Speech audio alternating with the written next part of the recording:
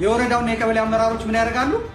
ለወረዳው ህዝብ ተመልከቱ፣ ለወረዳው ህዝብ ከመንግስት የመጣ አስቸኳይ ትዕዛዝ አለ እና እንድትመጡ ይላቸዋል። ህዝቡ ግጥም ብሎ ምን አይነት ትዕዛዝ መጥቶ ነው ሲል በቃ ጥይት አለ የሚሸጥ።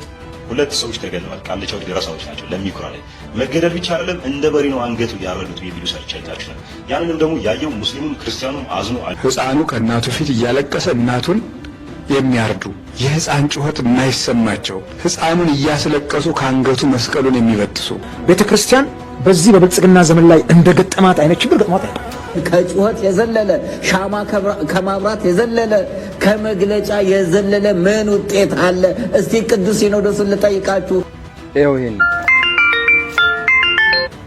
ይሄን ሰባማን ኩንታል እጅግ አንገብጋቢ እና አስፈላጊ ቪዲዮ ነው። ፍትህን የጠየቁ ኦርቶዶክሳውያን ወጣቶች እየታሰሩ ነው። ከምንም በላይ ግን ገዳዮች በይፋ እንደዚህ እንገላችኋለን እናርዳችኋለን እያሉ ነው። ዋናው ነገር የት አካባቢ ሊያርዱ ኦርቶዶክሳውያንን እንዳሰቡ ካራጆች አንደበት እንስማው። ብዙ እጀለ ብዙ ምጨፈጨፋቸው ካፊሮች ስላሉ ለነዛ እንደ ይደክመኝ ትሬኒንግ ነው። ለነዛ ትሬኒንግ ስለሚወጣ ነው። ይመቻችሁ። ያው እስከማልደችሁ ድረስ ተዘጋጁ። ሰሞኑን ወሎ ላይ የሆነ ነገር ታያላችሁ። እነዚህ ወካሪዎች እናስተዳርጋቸዋለን ገና እኛ ባፈሙዘ አንድ ሙስሊም 2000 ኦርቶዶክስ ካልገደለ ሙስሊምነቱን አናረጋግጥለትም። ካሁን በኋላ አንድ ሙስሊም 2000 ኦርቶዶክስ ማረድ ያለበት ይሄ መስፈርታችን ነው። ከዛ በላይ ያረደና ከዛ በላይ የገደለ ግን እንሸልመዋለን። ስሙን በወርቅ መዝገብ እንመዘግበዋለን። 61 ሰዎች አላችሁ። አሁን የስፖርት ሰዓቴ ነው። ማታ 2 ሰዓት ላይ እንገናኝ። በስፋት እንወያያለን። አሁን የስፖርት ሰዓት ስለሆነብኝ ወደ ስፖርት ሰዓት ወጣለሁ። ለምን ብዙ እጀለ ብዙ ምጨፈጨፋቸው ካፊሮች ስላሉ ለነዛ እንደ ይደክመኝ ትሬኒንግ ነው። ለነዛ ትሬኒንግ ስለሚወጣ ነው። ይመቻችሁ። ያው እስከማልደችሁ ድረስ ተዘጋጁ። ሰሞኑን ወሎ ላይ የሆነ ነገር ታያላችሁ። ስለዚህ የአሩሲዎቹም ወደ ገሃነም ነበር ልከናቸዋል። አሁን ደግሞ ወሎ ላይ ያለውን እስከ ገሃነም ነበር ድረስ ይሸኛቸዋለን። ለእንደዛ ነው። ያሰማም ስማ ያሰማም ስማ በገጉበቴ ወላሂ እዚህም በገጉበቴ አከተን ተገመዴሩ ብቻቸው ለርጎ ዱካን ደገ ከትገመዴሩ በገጉበቴ እሱ ቤተክርስቲያን የተኒት ኢንፋኖ ከሰ ቀብደኒ ኢጋ ኦሮሞ ከና ለፋያስታን ያሹ በገጉበቴ ከከሰ ማተኒ በገዱ ማተኒ አከተን ገመዴ ኦሮሞ ጅች ቤክተኒ አይዶርትና በገጉበቴ والله ሲመረው አማ ተከተካን ጉበተኒ ኤጋሺ አማ ጉበተኒ ፌጋ ፍረት የታባቱ አማ ከነቺቱ ጉበቴ አማ ኢታን ሱዳን ከፍፍኔቱ ጉበቴ በአርሲ ዞን ውስጥ ኦርቶዶክሳውያን ተገደሉ። አዎ እሰይ እንኳን ተገደሉ። በአርሲ ዞን ውስጥ ቤተክርስቲያን ተቃጠለ። እሰይ እንኳን ተቃጠለ። ሲያንስባችሁ ነው። ሰላምታ ረሰው። ሰላም አለይኩም ወራህመቱላሂ ወበረካቱ። ኦርቶዶክስ ያለሽ አማራጭ ሞትና ሞት ብቻ ነው። በአርሲ ላይ በተደረገው በኦርቶዶክስ በምትባል ቆሻሻ ሃይማኖት ላይ በተደረገው ጭፍጨፋ በጣም ደስ የሚልና ወደፊትም ቀጣይ ያለው ጭፍጨፋ እንደሚሆን አምናለሁ። እናደርገዋለንም እናሳካዋለን። ኦርቶዶክስ ለዘመናት ሙስሊምን ስትጨፈጨፍና ስትጨቁን የነበረች ቆሻሻ ሃይማኖት ነች። በሰላም የምትቀመጥበት ምንም ምክንያት የለም። ኦርቶዶክስ ካሁን በኋላ በአፋር ክልልም በሶማሌም በወሎም በአሩሲም በባሌም በጅማም ካሁን በኋላ ትቀጠቀጫለች፣ ትቀጣያለች፣ ትታረጃለች። ይሄ አይቀርም። እንደሰማችሁት ነው እንግዲህ እዚች ሀገር ላይ ፍትህን ስትጠይቅ ኦርቶዶክሳዊ ኮንክ አፍንጫን ተይዘህ እስር ቤት ትከተታለህ።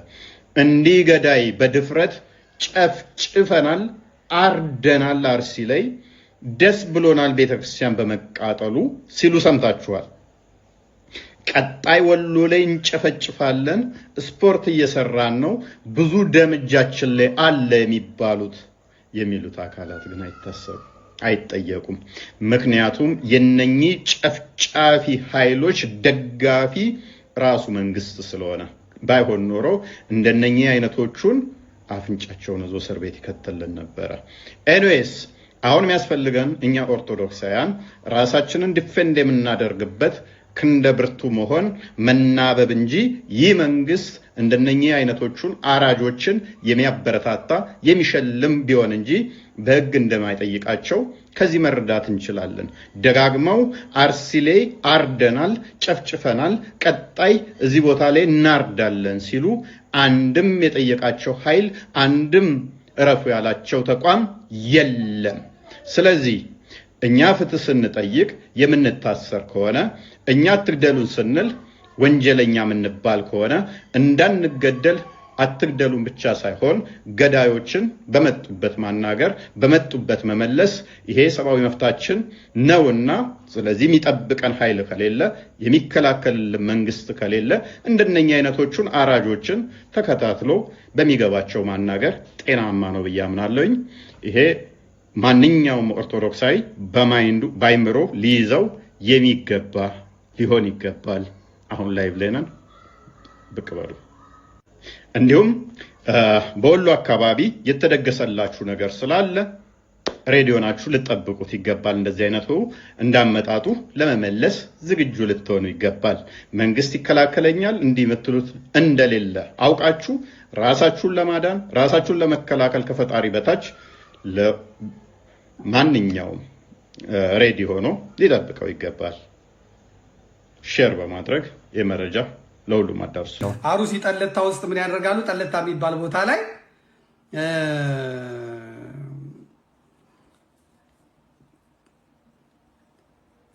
ጭፍጨፋው ከመፈጸሙ በፊት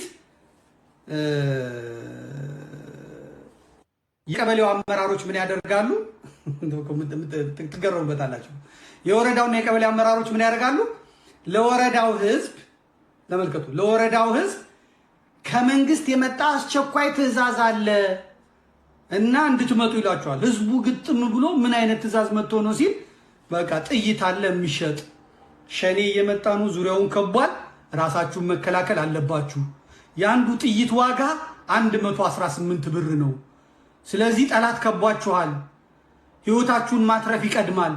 ስለዚህ መንግስት ጥይት ገዝታችሁ ራሳችሁን እንድትከላከሉ አዟል። ገንዘብ የሌለንስ ብለው ይጠይቃሉ። ይህ ኦርቶዶክሱ፣ የሸዋ ኦሮሞ፣ አማራው እንዲህ ገንዘብ የሌለስ ምን እናድርግ ሲል ንብረታችሁንም ቢሆን ሸጣችሁ ግዙ፣ ንብረት ነገ ይተካል።